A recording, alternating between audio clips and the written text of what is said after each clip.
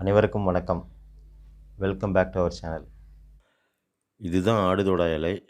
ஆடு சாப்பிடாது இதை, அதனால தான் இதுக்கு ஆடுதோடா இலைன்னு பேர் வந்தது. நாளடைவில் இதை நம்ம ஆடாதோட இலைன்னு சொல்ல ஆரம்பிச்சிட்டோம். இதோட பயன்களை பற்றி தான் இன்றைக்கி நம்ம பார்க்க போகிறோம். சளி தொந்தரவு இருக்கவங்க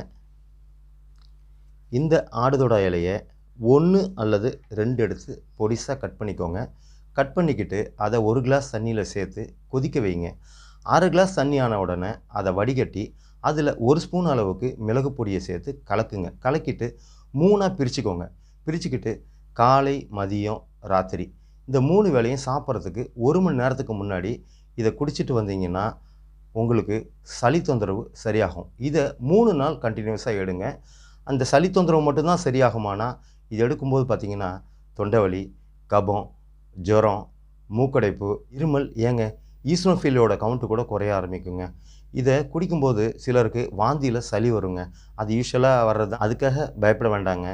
1 வயசுக்கு மேற்பட்ட குழந்தைகளுக்கு இந்த சளி தொந்தரவு இருக்குன்னா நம்ம ஏற்கனவே குழந்தைகளுக்கான கஷாயம் போட்டிருக்கோம். அதோட லிங்க்கை டிஸ்கிரிப்ஷனில் கொடுத்துருக்கேங்க. அந்த கஷாயத்தோட ஒரு 1/4 அளவு இலையை சேர்த்துக்கோங்க. இந்த கஷாயத்தை குழந்தைகளுக்கு வாரத்தில் 1 நாள் 1 வேளை மட்டும் கொடுத்தா போருங்க.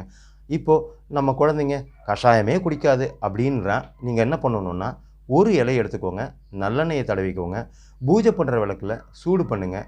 குழந்தைகளோட உடம்பு எந்த அளவுக்கு சூடு தாங்குமோ அந்த அளவுக்கு சூடோட குழந்தையோட நெஞ்சில் 10 போட்டு விட்டுருங்க. இதை தொடர்ச்சியாக போட்டுட்டு வந்தீங்கன்னா சளி, இருமல், நெஞ்சு சளி, ஜுரம் எல்லாம் சரியாகுங்க. இவ்வளோ பயனுள்ள இந்த ஆடுதோடா இலை எங்களுக்கு கிடைக்கவே இல்லை அப்படின்னு நீங்கள் முடிவு பண்ணிங்கன்னா, நாட்டு மருந்து கடையில் ஆடுதோடா இலையோட பொடி கிடைக்குதுங்க.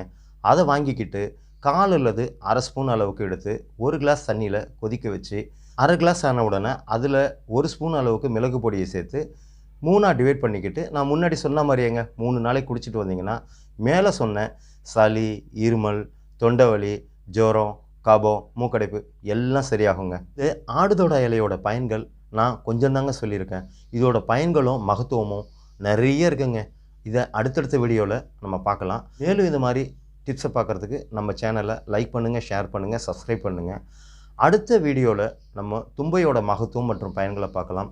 நன்றி, வணக்கம்.